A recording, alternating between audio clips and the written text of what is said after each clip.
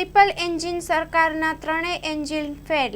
મંત્રી પ્રફુલ પાનસેરિયાએ હોંશે હોંશે ખાતમુહૂર્ત કરી નાખેલો રોડ 2 વર્ષે પણ પૂરો બન્યો નથી.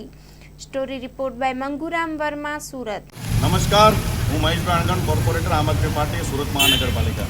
હાલ અમે સુરત શહેરના વોર્ડ નંબર 3ના જે વાલક વિસ્તારથી આગળ સ્વામિનારાયણ મિશન રોડ છે અને પાસુતરા સુધી આગળથી નેશનલ હાઈવેને ભળે છે એ રોડ ઉપર ઊભા છે.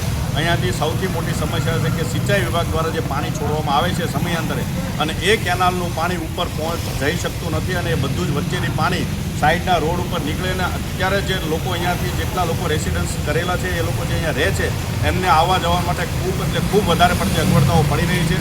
એક બાજુ તંત્ર લોકોના ઘરમાં પાણી પીવું હોય કે ઘરની બહારના પેસેજમાં પાણી હોય કે ટેરેસ પર હોય ત્યારે દંડગીરી કામગીરી કરશે, પરંતુ અહીંયા આખો વિશાળ કોર્પોરેશનનો રિઝર્વ પ્લોટ છે જે પાણીથી ખદબદી રહ્યો છે, એટલું પાણી ભર્યું છે, ગંદકી છે. ત્યાં મચ્છરોનો ઉપદ્રવ થશે ત્યારે કોણ જવાબદાર? સરકાર લોકો ઉપર દંડકી કાર્યવાહી કરે છે, પણ સરકાર પોતે જ ગુનો કરે છે. સરકાર પોતે જ આવી રીતની નુકસાની લોકોને આપી રહી છે, ત્યારે કેમ સરકાર પોતાના માટે કોઈ સુવિધાઓ ઊભી કરતી નથી જેથી જનતાને લાભ થાય? આ રોડનું ખાતમુહૂર્ત માન્ય શિક્ષણ મંત્રી છે બહુ મોટા ઉપાડે કરી દીધું કે હું આગળ આવું, હું ખાતમુહૂર્ત કરું, એમ કરીને 1.5-2 વર્ષ પહેલાં ખાતમુહૂર્ત કરી નાખ્યું. આજે આખો રોડ એટલો જર્જરિત છે કે લોકોને સૌથી વધુ અગવડતાઓ આ રોડ ઉપર પડે છે. રાત્રિના સમયે સૌથી વધુ અગવડતાઓ. બાકી રહ્યું કે દિવસોના સમયમાં અહીંયા નીચે આખો રોડ ખાડાવાળો છે, પાણી ભરાયેલ છે, લોકોને ખબર જ નથી કે આની નીચે ખાડા છે. મહિલાઓ ખાસ કરીને સૌથી વધુ ભોગ બને છે. અહીંયા અમને 2 થી 3 મહિલાઓ એવી પણ જોઈ કે જેમને ગાડીમાંથી ઉતરી અને પેદલ ચલાવીને એક્ટિવાને લઈ જવી પડે છે. છોકરાઓ આગળ બેઠા છે. સવાલ એ ઊભો થાય છે કે આટલી અગવડતા છતાં સિંચાઈ વિભાગ કેમ મગનું નામ મરી નથી પડતી, કેમ આ કેનાલને બંધ નથી કરતી?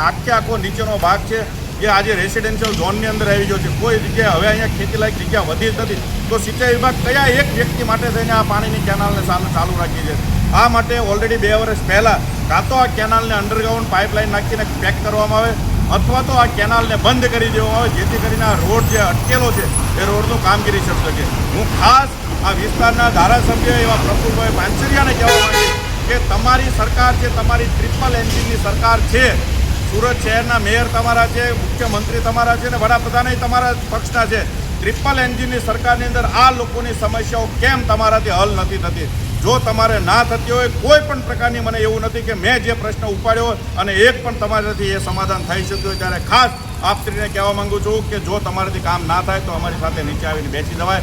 કોઈ ખોટી વાહવાહી લેવાની કોશિશ કરાય નહીં. આ જનતા ખૂબ એટલે ખૂબ અગવડતાઓ ભોગવી રહી છે, ખૂબ ત્રાસી ગઈ છે. આપને વિનંતી છે કે તમે તમારા ટ્રિપલ એન્જિનના સરકારમાં જેની સાથે સંકલન કરાવો એની સાથે કરો અને આ સમસ્યાનું નિરાકરણ લાવો. જય હિન્દ, જય જય ગરવી. માં motor driving, safe and sure driving. Driving એ શોખ સાથે આપની મોટી જવાબદારી પણ છે.